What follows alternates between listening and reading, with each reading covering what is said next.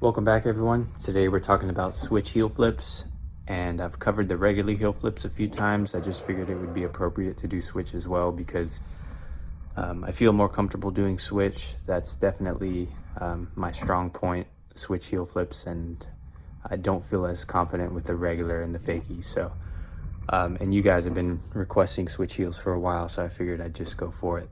I don't usually cover a lot of switch tricks because the essence of switch is really just teaching your left foot to do what your right foot usually does and vice versa.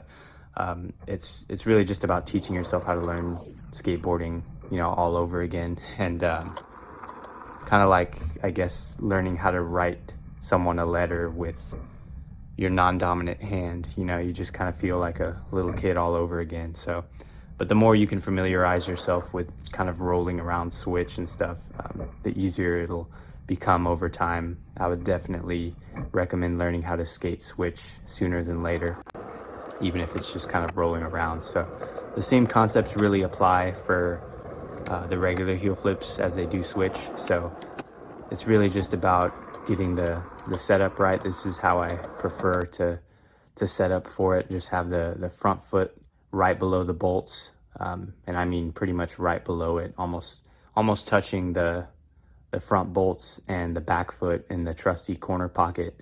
I feel like that just gives me a big powerful pop, and you want to make sure that your weight is above the board and that you're not hovering over it and leaning back too much. But usually people tend to hover over heel flips more because the toe's already hanging off, so they tend to want to hang their entire body over the board and in that direction generally. And you shouldn't really be putting weight on the toes when it comes to the front foot. You should really just be having more of the weight on the heel. But again, you just want to make sure that you're not doing that, that you're not hovering over the board too much, and that even though the front foot tends to flick in that direction, that the rest of your body just kind of stays over the board. And the reason why I like to keep the front foot right below the bolts is that not only does it give you more stability, but if you put the front foot in the center of the board, you can still do a switch heel flip, but you have so much more grip tape ahead of you, and that's a lot of room for something to go wrong.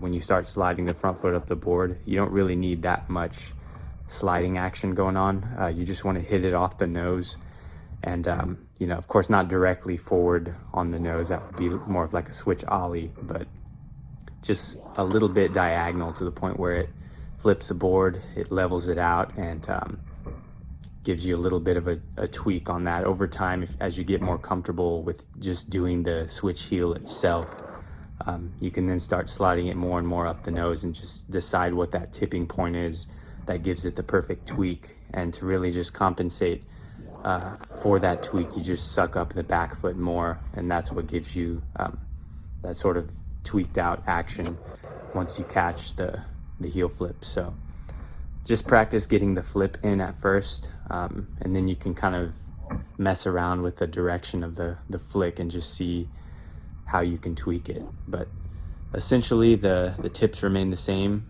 Just have your weight lined up with the board, pop, flick, hit it off the nose, not too much forward and not too much off to the side, just whatever feels right to you. Stay above it. Don't get in that habit of leaning forward too much. And that's really it. That's the switch heel flip. So comment down below, as always, your suggestions for future skate hacks, and I'll see you next time.